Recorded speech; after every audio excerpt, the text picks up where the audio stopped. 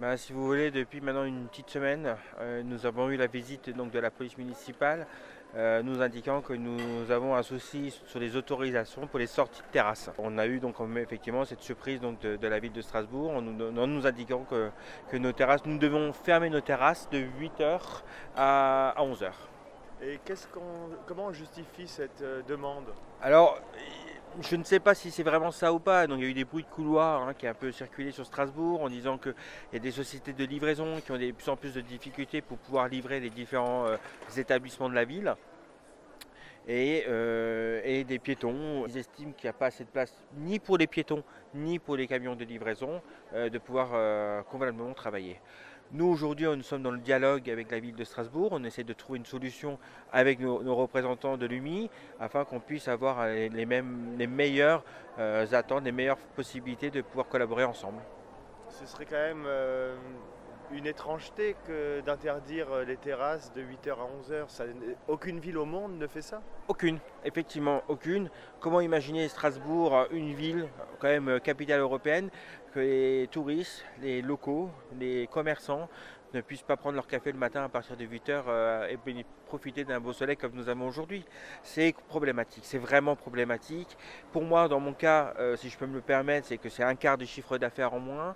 C'est peut-être même un risque de licenciement de 2 collaborateurs. On en est où? C'est-à-dire qu'en fait, là, avant 11h, au jour d'aujourd'hui, on ne peut pas légalement mettre une terrasse si on suit l'arrêté de 1951. Aujourd'hui, l'ensemble de l'occupation du domaine public à Strasbourg est régi par un arrêté qui date de 1951. Nous avons décidé de le moderniser pour correspondre à la vie contemporaine et non pas celle de 1951.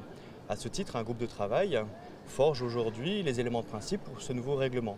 Mais force est de constater aujourd'hui, dans l'ensemble des aires piétonnes, dans lesquelles il y a des livraisons qui s'effectuent de 6h à 11h, il n'y a pas de terrasse possible pendant ces tranches horaires. Si je vous suis bien, ça veut dire que dans certaines rues, il ne sera plus possible d'avoir une terrasse avant 11h du fait de l'étroitesse ou de la disposition de la ruelle. Il faudra regarder comment fonctionne la logistique urbaine et la compatibilité avec des terrasses, peut-être dans des dimensions plus réduites, jusqu'à 11h, et dans des dimensions plus importantes, au-delà de 11h. Le matin, dans la mesure où la durée de livraison est relativement réduite, 6h, 11h, les terrasses, du coup, viennent s'accumuler avec énormément de circulation, de livreurs, des arrêts techniques. Et donc aujourd'hui, il est compliqué et ça met en danger les personnes qui sont attablées, mais ça met aussi en danger celles et ceux qui circulent dans les rues. Donc il nous faut trouver un bon point d'équilibre. C'est trop dangereux.